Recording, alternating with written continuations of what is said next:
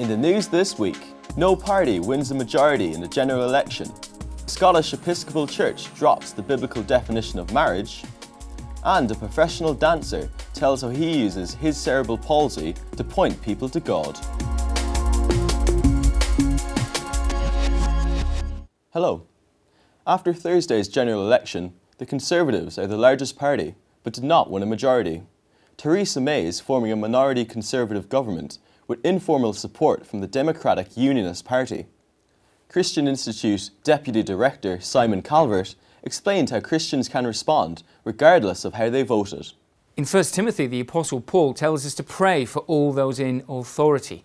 And in Jeremiah chapter 29, we're encouraged to pray for the peace of wherever we live. We must pray, and especially in these days, these troubling days. The new government has a real challenge on its hand, responding to the Islamist terror threat. And some of the ideas that have been proposed in recent years are themselves very troubling. This idea of a so-called equality oath, where people have to pledge loyalty to British values, whatever that means. Or the plan that any church that wants to do more than a few hours youth work would have to register with the state and be inspected by Ofsted. So we must pray, and we must take the opportunity to contact our new MPs to urge them to defend our civil liberties, not undermine them.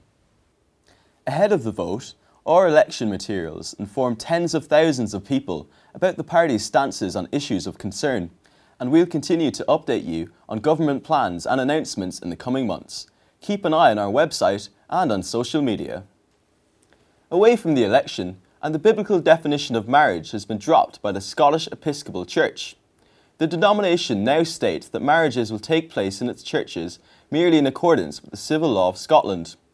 Marriage was redefined in law in Scotland in 2014, but individual churches are not required to participate in same-sex ceremonies. The result was expected, and the Scottish Episcopal Church was warned that it would have grave ramifications. Speaking beforehand, Reverend David McCarthy of the Scottish Anglican Network said there was an immense sadness for many people in Scotland about the decision. Drug overdose deaths continued to rise, with the UK recording the highest numbers in Europe, according to a new report from an EU drugs agency. The European Monitoring Centre for Drugs and Drug Addiction identified a total of 8,441 overdose deaths in 2015, with the UK accounting for 31%.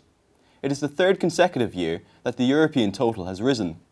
The European Drug Report 2017 found the overdoses were primarily due to opioids. Heroin or morphine were cited in some 1,200 deaths in England and Wales, a 26% rise on the previous year.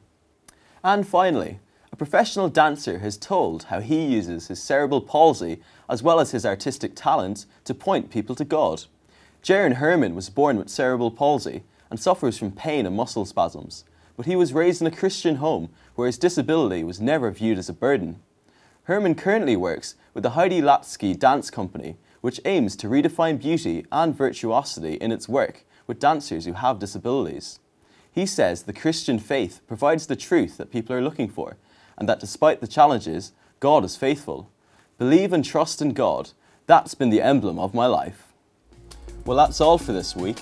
For regular updates and information on all of our stories, plus much more, visit our website at christian.org.uk. Until next time, goodbye.